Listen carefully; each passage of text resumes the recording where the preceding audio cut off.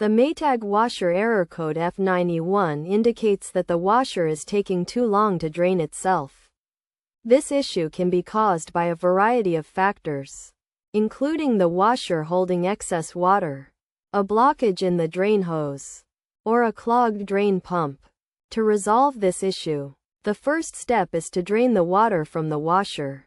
This can be achieved by selecting the drain and spin cycle option, if available, which will remove any leftover water from the previous cycle. If this option is not available, the washer can be drained manually by turning off the water supply, switching off the washer, and unplugging it from the power outlet. After removing any laundry from the washer, the next step is to locate the drain pump filter by placing a bucket under the pump and releasing the filter cap. Any accumulated water will flow into the bucket. If a hose is present, it should be unclipped to facilitate the drainage process. The drain pump or filter should then be inspected for any blockages. To do this, the washer should be powered down and unplugged, and the pump or filter disassembled. Any blockages can be removed by hand, and the pump or filter can be rinsed under running water to remove any remaining debris.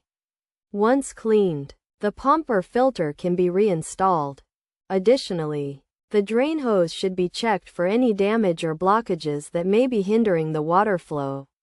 To inspect the hose, the washer should be covered and unplugged, and the hose extracted. If any damage is found, it may be necessary to replace the hose.